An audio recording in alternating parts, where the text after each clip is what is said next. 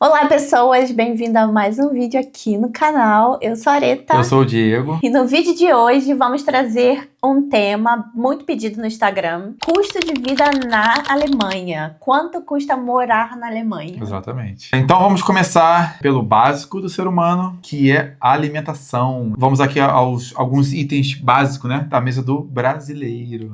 Quanto nós gastamos, nós, de modo geral, não nós em si, porque a alimentação é uma coisa muito pessoal, mas quanto se gasta em alimentação para viver, né, para o dia a dia aqui na Alemanha. Nós vamos detalhar agora para vocês alguns itens de supermercado, só para vocês terem uma noção e talvez aí fazer uma comparação, caso você não esteja na cidade que nós estamos, que é Munique. Exatamente. Caso você esteja em outro lugar. Se você tá no Brasil, você vai comparar com o Brasil e ver que se muito caro, muito barato, o que é. Então vamos lá, vamos falar sobre carne. Custa mais ou menos 20 euros o quilo da carne vermelha, bife, etc. Carne moída, 8,90 a 10 euros, dependendo do tipo de carne moída também que você gosta de comer. Frango custa 9,90. Shampoo, condicionador, você vai pagar uns 4 euros. Papel higiênico, você vai pagar entre 4 a 8 euros, depende da quantidade que você comprar. Comprando pouca, vai pagar mais barato. Comprando muita, só vai pagar um pouco a mais. Aí você encontra promoções de 8 euros com 24 rolos, né, de papel higiênico. Então, vale um pouco a pena.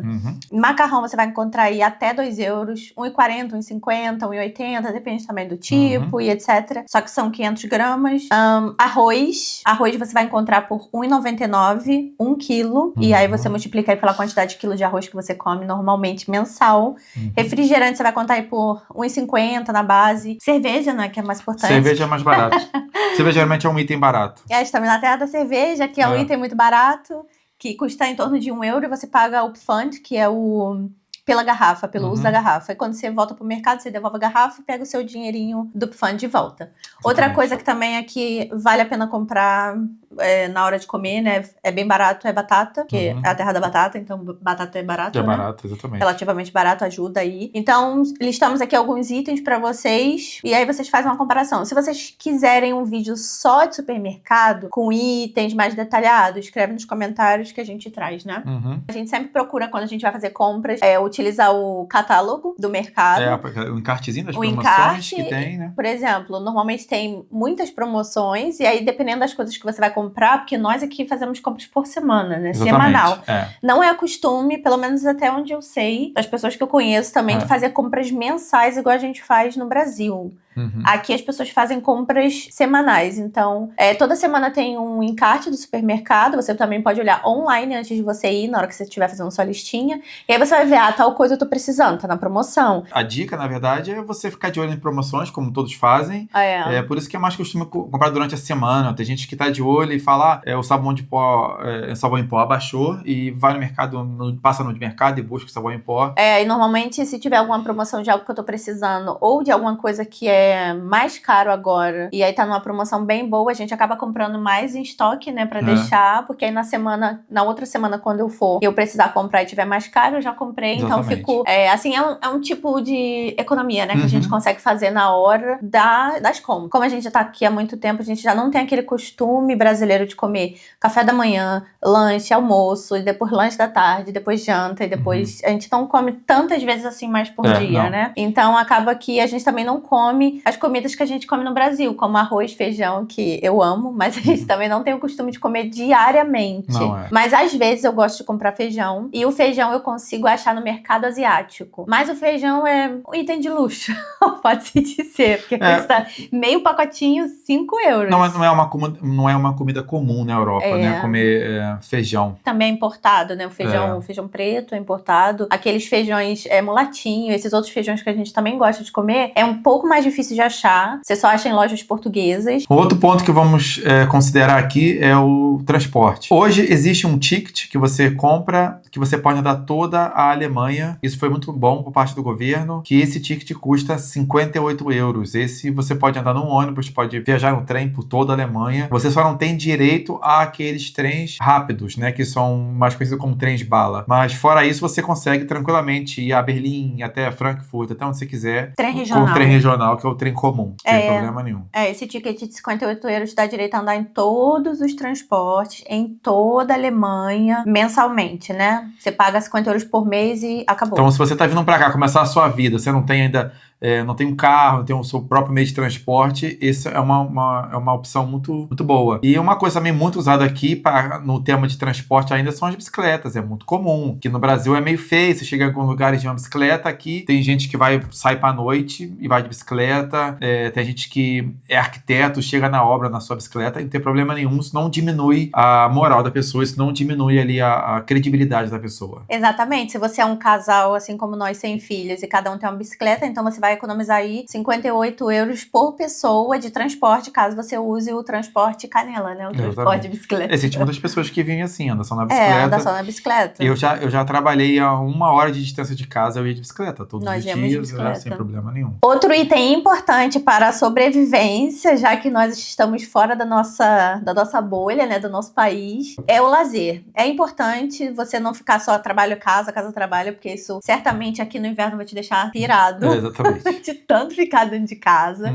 Então vamos considerar aqui o lazer. Vamos falar sobre restaurante agora. Os restaurantes você vai gastar aí por pessoa, por refeição também, em torno de 25 a 30 euros.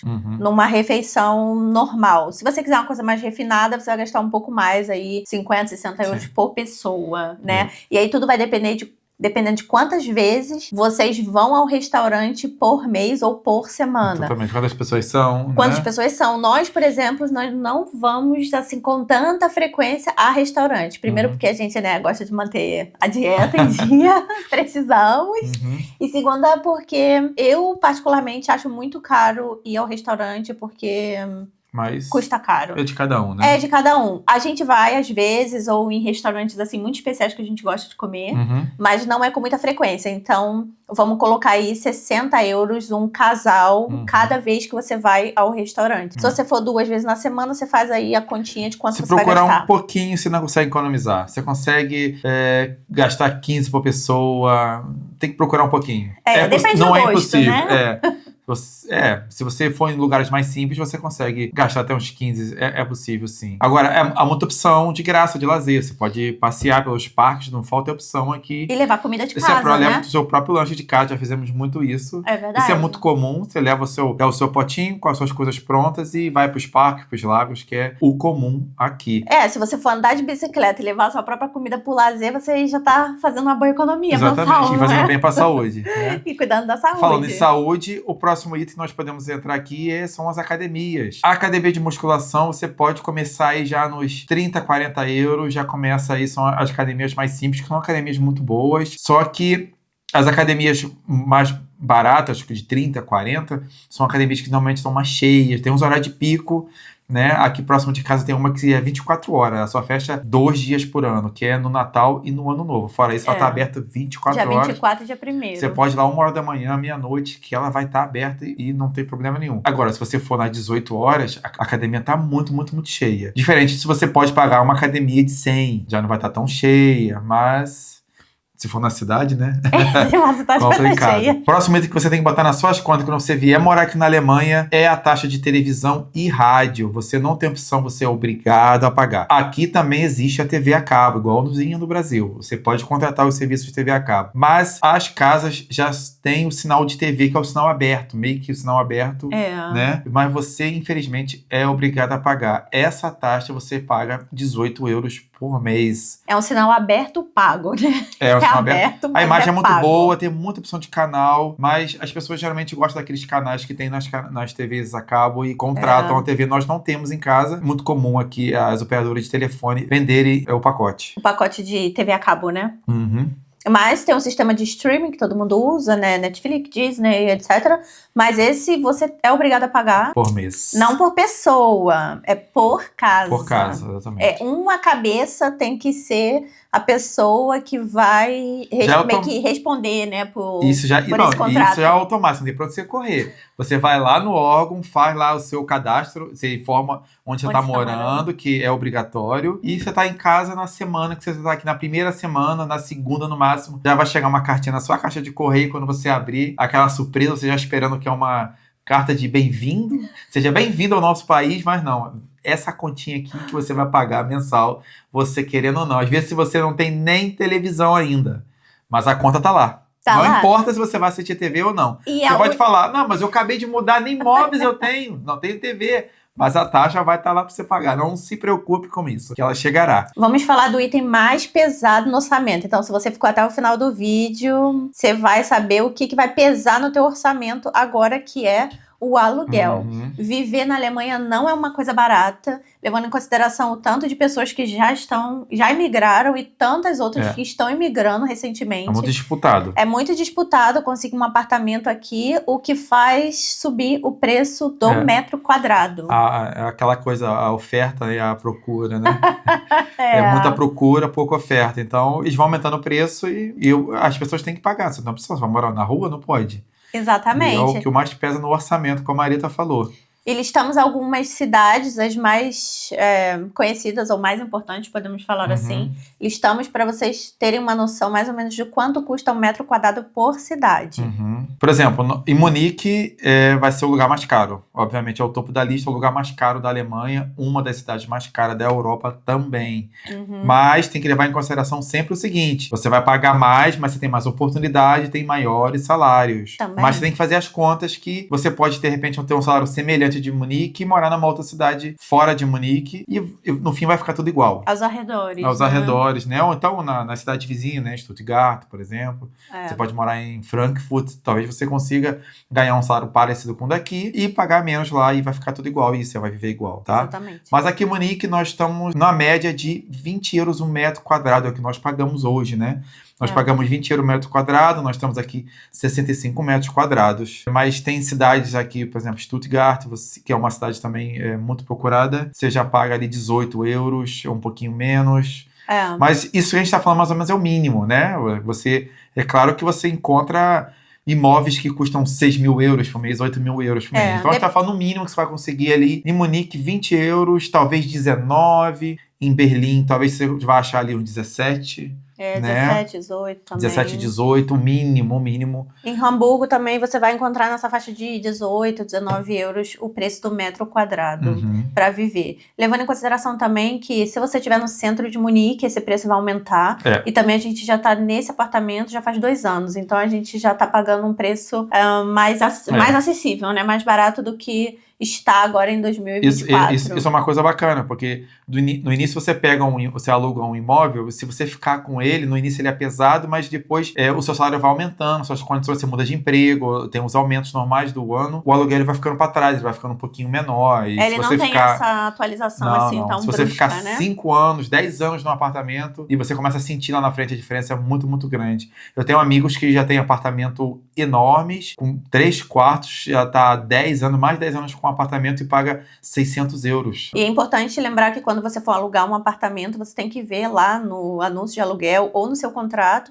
se está escrito que aquele valor é frio ou é quente, que eles chamam aqui de kalt ou da warm. E aí, se ele for quente, significa que está incluso o condomínio e as outras coisas, como lixo e etc. Mas luz e telefone normalmente tá sempre extra, mas isso vai vir bem detalhadinho no anúncio. No anúncio, essas coisas tem muita variação. Tem pessoas que já consideram o aquecimento incluído no aluguel, tem pessoas que não, falam o aquecimento é separado, a água é inclusive, ou a água não é inclusive, isso depende. Existe até casos que a gente aluga já a casa com internet. No caso aqui, tá a água incluída e o aquecimento, a internet já não tem, mas já moramos em casa que o aquecimento não estava. Era por nossa conta. Isso tudo vai depender do contrato, das condições que o proprietário está colocando ali. Mas o aquecimento fosse separado, é bom considerar uns 200 euros por mês de aquecimento. Vai depender o quanto você economiza, se você tem família.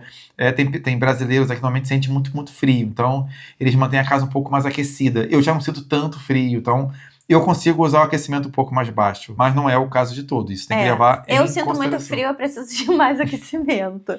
E aí vai depender do quanto que você precisa aquecer a sua casa ou não, mas é bom, caso isso não esteja incluso no seu aluguel, que você considere uns 200 euros extra. Então vale a pena também, na hora de você contratar um sistema de internet, né, uma internet para sua casa, você já incluir um pacote de internet para o seu telefone, porque se você for comprar a parte, vai custar mais caro no orçamento. Mas só a internet de casa você já consegue achar planos aí a 40 euros ao mês. 45 por mês você já consegue.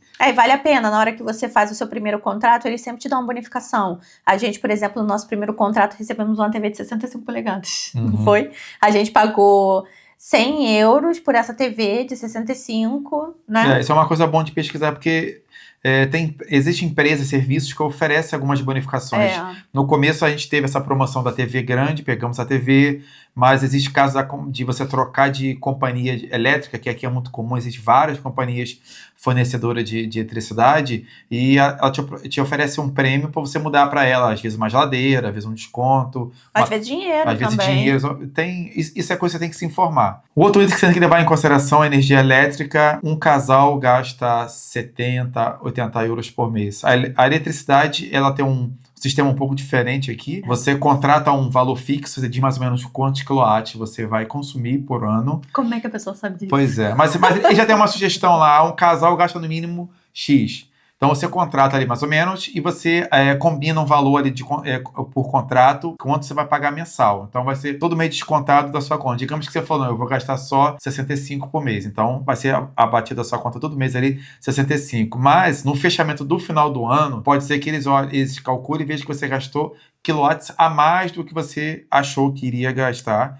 Então você tem que depositar à vista o que você...